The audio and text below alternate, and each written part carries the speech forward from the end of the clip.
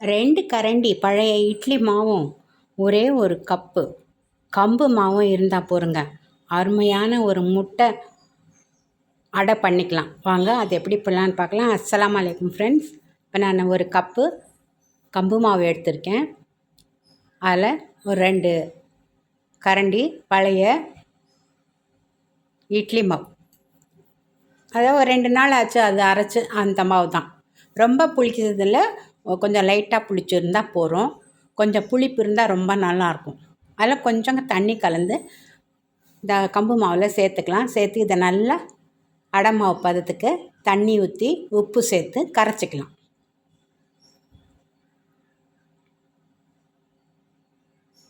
இப்போ அடைக்கு எப்படி போடுவோமோ அந்த அளவுக்கு நம்ம கரைச்சிக்கலாம். ரொம்ப தண்ணியாகவும் வேண்டாம், ரொம்ப கெட்டியாகவும் வேண்டாம். ரொம்ப கெட்டியாக இருந்தால் சுத்தம் வராது, ரொம்ப தண்ணியாக இருந்தால் நீர்த்து போயிடும். இது கொஞ்சம் கவனம் வச்சு கொஞ்சம் அடை பதத்துக்கு இதை கலந்து விட்டுக்கோங்க. தேவையான அளவு நம்ம உப்பு சேர்த்துக்கலாம். ரொம்ப நல்லா இருக்குங்க இது, ரொம்ப ஹெல்த்தியான அடை கூட.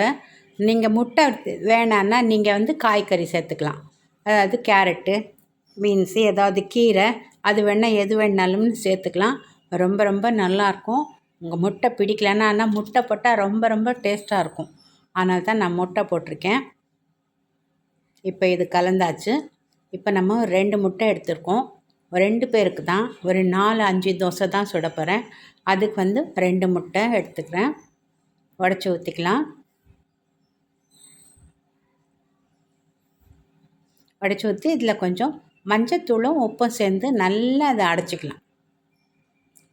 நல்லா நுரைக்க அடைச்சி விட்டுக்கலாம். கொஞ்சமாக ஒரு சிட்டிகை உப்பு போகிறோம், ரொம்ப உப்பு வேண்டாம். ஏற்கனவே முட்டை கொஞ்சம் உப்பாக தான் இருக்கும். நல்லா இதை நம்ம நுரைக்க அடித்து விட்டுக்கலாம். அப்புறம் 2 பெரிய வெங்காயம் நல்லா மெலிசாக கட் பண்ணியிருக்கேன். கட்டரில் போட்டு தான், வெஜ் கட்டரில் போட்டு கட் பண்ணி வச்சுருக்கிறேன். 2 பச்சை மிளகாய் கட் பண்ணி வச்சுருக்கேன். கொஞ்சமாக கொத்தமல்லி வச்சுருக்கேன். இப்போ ஒரு தவாவை நல்லா சூடு பண்ணி அதில் ஒரு டிஷ்யூ பேப்பரில் நல்லா அழுத்தி துடைச்சிடலாம். அப்போ தான் தோசை நல்லா சுற்றுறதுக்கு வரும். நல்லா அழுத்தி துடைச்சாச்சு. நல்லா சூடாக இருக்குது. கொஞ்சமாக தண்ணி தெளிச்சிக்கலாம். இந்த தண்ணியையும் இப்போ நல்லா துடைச்சி விட்டுறலாம். இப்போ நம்ம அடை போட்டுக்கலாம். சுத்தமாக துடைச்சி எடுத்துறோம் தண்ணி. 1.5 கரண்டி, உங்களுக்கு எப்படி வேணுமோ அப்படி போட்டுக்கோங்க. 1 கரண்டி வேணும்னா 1, 1.5ன்னா 1, 2, 2ன்னா 2, அந்த மாதிரி எது வேணால் போட்டுக்கலாம். மேலே கொஞ்சம் வெங்காயம் போட்டுக்கலாம்,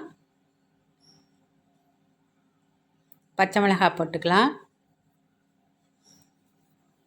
கொத்தமல்லியும் போட்டுக்கலாம். தேவையான அளவு பச்சை மிளகாய் போட்டுங்க. உங்களுக்கு பச்சை மிளகாய் வேண்டாம், குழந்தைங்க சாப்பிட்ணுன்னா நீங்கள் லேசாக சில்லி ஃப்ளேக் போட்டுக்கோங்க. அதுவும் வேண்டாம்னா ஒரு அரை ஸ்பூன் காஷ்மீரி சில்லி போட்டுக்கோங்க. அதுவுமே ரொம்ப நல்லாயிருக்கும். நான் எல்லாமே செஞ்சு பார்த்துட்டு தான் இப்போ உங்களுக்கு கடைசியாக இதை செஞ்சு காட்டுறேன். இப்போ நம்ம இதை போட்டு வெந்த உடனே திருப்பி போட்டுக்கலாம். இன்னொன்று போட்டு காட்டுறேன் பாருங்கள். ரொம்ப நல்லாயிருக்கும், ரொம்ப ஹெல்த்தியான அடை. இரவுலேயும் சாப்பிட்லாம், காலையில் டிஃபனுக்கும் வச்சுக்கலாம், குழந்தைங்களுக்கும் கொடுக்கலாம். குழந்தைங்களும் ரொம்ப இந்த முட்டை தோசைன்னு கொடுத்துட்டிங்கன்னா ரொம்ப இஷ்டமாக சாப்பிடுவாங்க. இப்போ மேலே முட்டை போட்டிருக்கேன். முதல்ல நான் வெங்காயம் போட்டேன் இல்லையா, இப்போ நான் முட்டை போட்டிருக்கேன். இப்போ இதுக்கு மேலே நம்ம வெங்காயம் போட்டுக்கலாம்.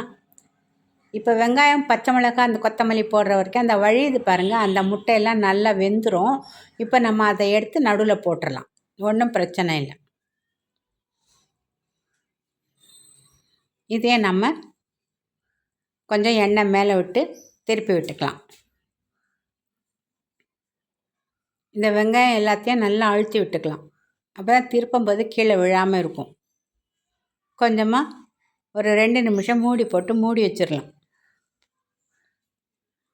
இப்போ பார்த்தோம்னா நல்லா அருமையாக வெந்திருக்கும்.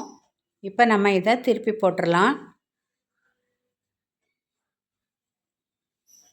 சுடும்போது கூட நல்ல வாசனையாக இருக்கும். பாருங்க எப்படி நல்லா அருமையாக வந்திருக்கு.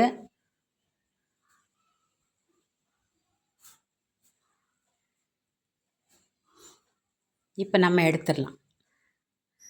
இதே மாதிரி நம்ம எல்லா தோசையும் போட்டுக்கலாம்.